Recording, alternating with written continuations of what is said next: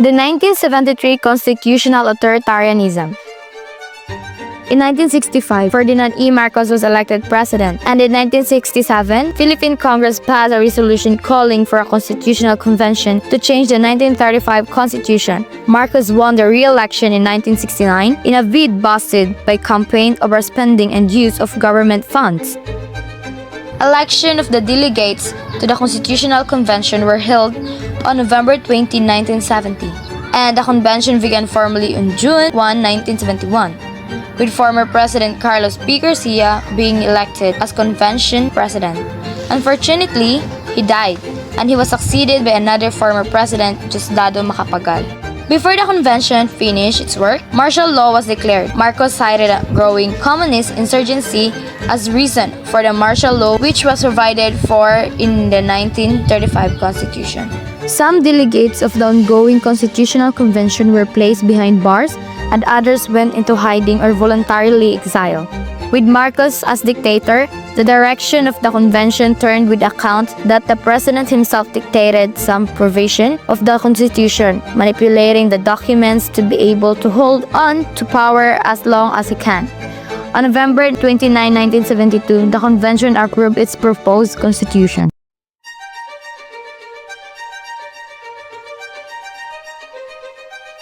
The Constitution was supposed to introduce a parliamentary-style government where legislative power was vested in a unicameral National Assembly with members being elected to a term of 6 years. The President was to be elected as the symbolic and ceremonial head of state chosen from the members of the National Assembly. The President would serve a 6-year term and could be re-elected to an unlimited number of terms. Executive power is relegated to the Prime Minister, who is also the head of government and Commander-in-Chief of the Armed Forces, who was also to be elected from the National Assembly. President Marcos issued Presidential Decree No. 73 setting the date of the plebiscite to ratify or reject the proposed Constitution on November 30, 1973. This plebiscite was postponed later on since Marcos feared that the public might vote to reject the Constitution.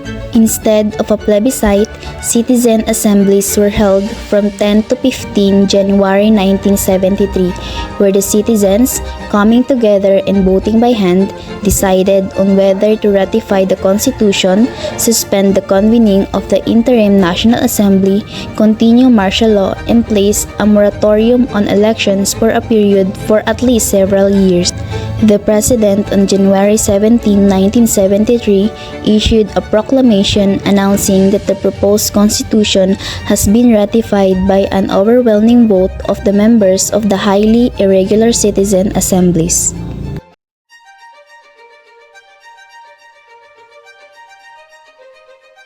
The Constitution was amended several times.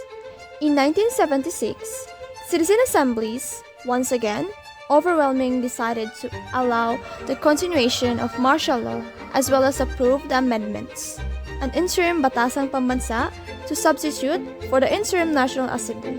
The President also became the Prime Minister and continued to exercise legislative powers until martial law is lifted and authorized the President to legislate on his own on an emergency basis. An overwhelming majority will ratify further amendments succeeding. 1980, the retirement age of members of the judiciary was extended to 70 years. In 1981, the parliamentary system was formally modified to a French-style, semi-presidential system where executive power was restored to the president, who was once again to be directly elected. An executive committee was to be created composed of the Prime Minister and 14 others that served as the President's cabinet, and some electoral reforms were instituted. In 1984, the Executive Committee was abolished and the position of Vice President was restored. After all the amendments introduced, the 1973 Constitution was merely a way for the President to keep executive powers, abolish the Senate, and, by no means, never acted as a parliamentary system, but instead functioned as an authoritarian presidential system with all the real power concentrated in the hands of the president, with the backing of the Constitution.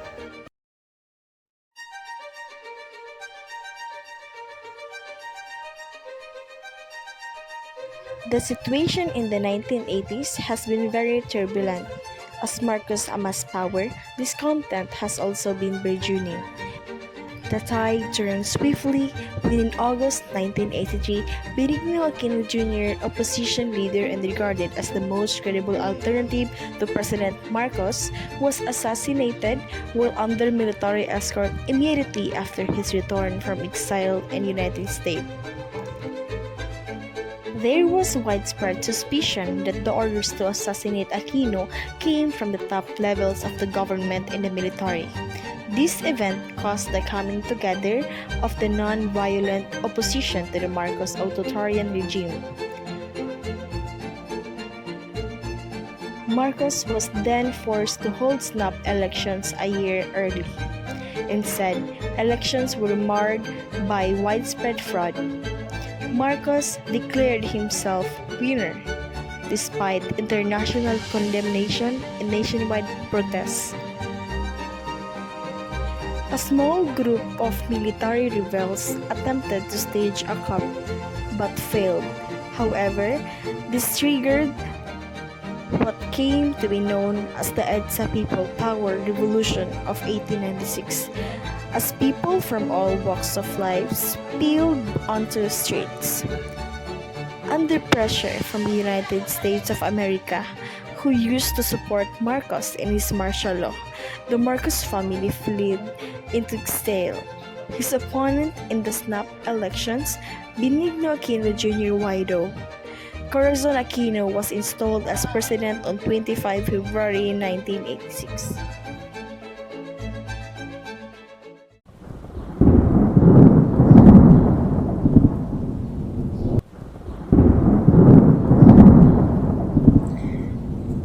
Nineteen 87 Constitutions after martial law. President Corazon Aquino's government had three options regarding the constitutions: revert to 1935 constitutions, return the 1973 constitutions, and be granted the power to make reforms, or start anew and break from the vestige of a disgraced dictatorship. They decided to make a new constitution to that, according to the president herself, should be truly reflected of the aspirations and ideals of the Filipino people. In March 1986, President Aquino proclaimed a transitional constitution to last for a year while a constitutional commission drafted a permanent constitution. These transitional constitutions, called the Freedom Constitutions, maintain many provisions of the old one, including in rewriting form the presidential right to the rule by degree. In 1986, a constitutional convention was created, composed of 48 members appointed by President Aquino from varied backgrounds and representations. The conventions drew up a permanent constitution, largely restoring the sit-up abolished by Marcos in 1972, but with new ways to keep the president in check. A reaction to the experience of Marcos' rule, the new constitution was officially adopted on 2 February 1987.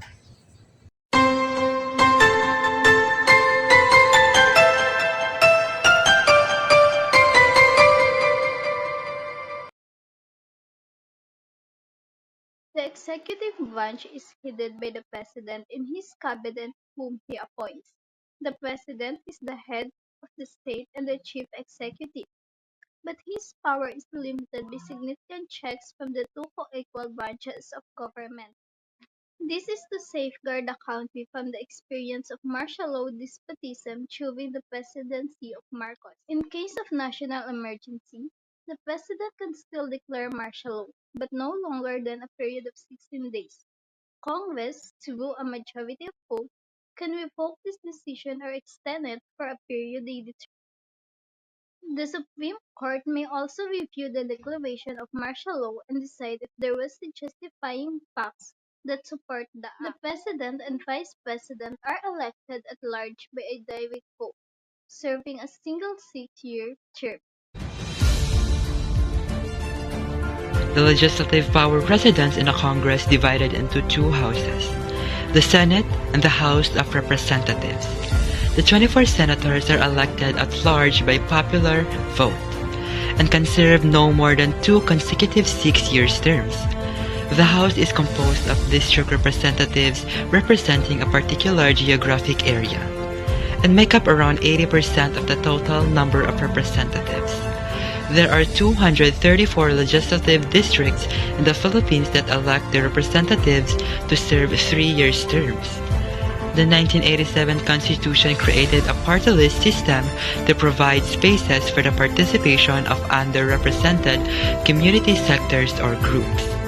Party-list representatives may fill up not more than 20% of the seats in the House. Aside from the exclusive power of legislation, Congress may also declare war.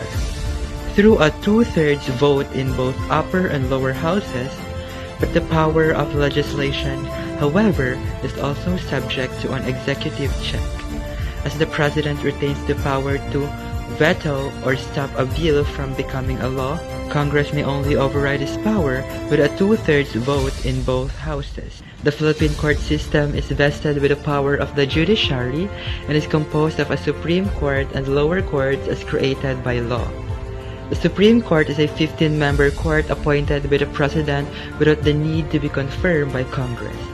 The appointment the President makes, however, are limited to a list of nominees provided by a constitutionally specified judicial and bar council. The Supreme Court Justice may hear and appeal any cases dealing with the constitutionality of any law, treaty, or decree of the government. Cases where questions of jurisdiction or judicial error are concerned, or cases where the penalty is sufficiently grave. It may also exercise original jurisdiction over cases involving government or international officials. The Supreme Court also is charged with overseeing for functioning and administration of the lower courts and their personnel.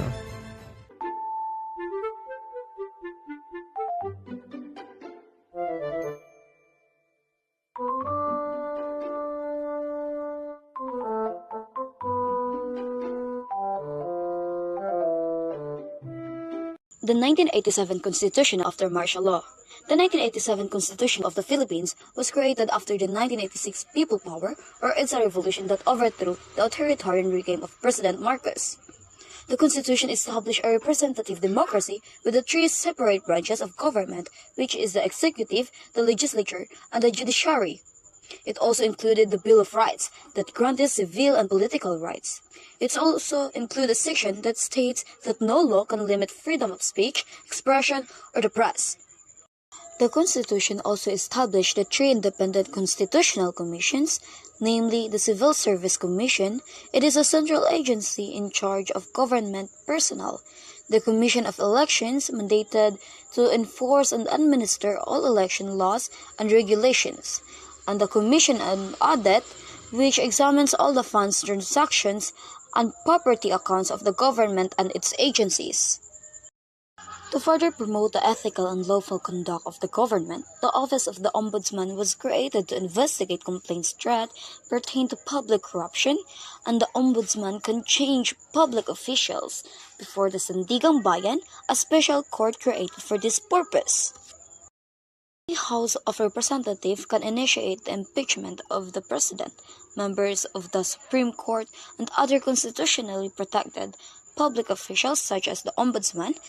The Senate will then try the impeachment case. This is another safeguard to promote moral and ethical conduct in the government.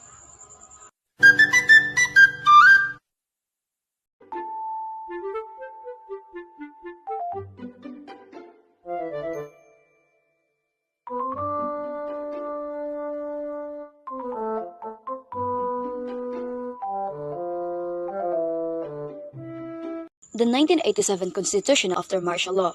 The 1987 Constitution of the Philippines was created after the 1986 People Power or EDSA revolution that overthrew the authoritarian regime of President Marcos. The Constitution established a representative democracy with the three separate branches of government, which is the executive, the legislature, and the judiciary. It also included the Bill of Rights that granted civil and political rights. It also included a section that states that no law can limit freedom of speech, expression, or the press. The Constitution also established the three independent constitutional commissions, namely the Civil Service Commission. It is a central agency in charge of government personnel. The Commission of Elections, mandated to enforce and administer all election laws and regulations, and the Commission on Audit, which examines all the funds transactions and property accounts of the government and its agencies. To further promote the ethical and lawful conduct of the government, the Office of the Ombudsman was created to investigate complaints that pertain to public corruption, and the Ombudsman can change public officials before the Sandigang Bayan, a special court created for this purpose. The House of Representatives can initiate the impeachment of the President, members of the Supreme Court, and other constitutionally protected public officials such as the Ombudsman. The Senate will then try the impeachment case. This is another safeguard to promote moral and ethical conduct in the government.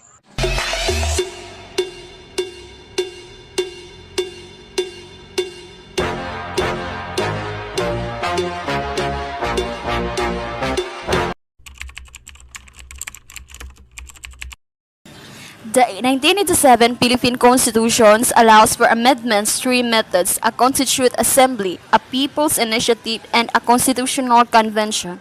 All require ratification by a majority vote in a national referendum. The 1995, under President Ramos, then Secretary of National Security, Jose Almondi drafted a new constitution, but it was leaked to the media and failed to gain traction. Then in 1997, under President Ramos, a group called Firma attempted to gather signatures for a people's initiative to change the constitution. This was challenged in court and deemed unconstitutional because a people's initiative requires an enabling law. Under President Estrada, a study commission investigated potential charter changes, focusing on economic and judiciary provision. This effort was blocked.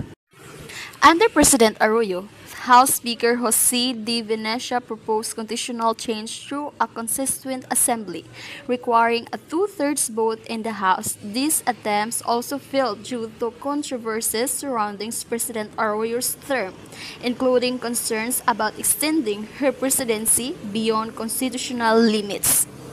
Therefore, all attempts to amend the 1987 Philippine Constitution detailed in the text failed, primarily due to legal challenges, lack of public support, and political controversies.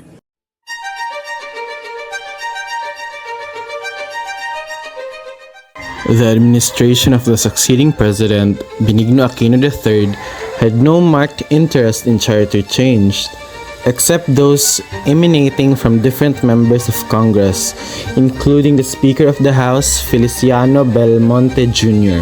The Speaker of the House, Feliciano Belmonte Jr., who attempted to introduce amendments to the Constitution that concern economic provisions that aims towards liberalization. Thus, this effort did not see the light of the day. In an upsurge of populism, President Rodrigo Duterte won the 2016 presidential elections in a campaign centering on law and order, proposing to reduce crime by killing tens of thousands of criminals. He also is a known advocate of federalism, a compound mode of government combining a central or federal government with regional governments in a single political system. His campaign was indeed centered on a strong law and order platform. He promised to eliminate crime and corruption, which resonated with many voters. His approach, particularly his controversial anti-drug campaign, drew both significant support and criticism. Duterte's tenure marked by his tough stance on crime, which he had previously implemented as the mayor of Davao City. His presidency was a period of intense debate over human rights and law enforcement in the Philippines.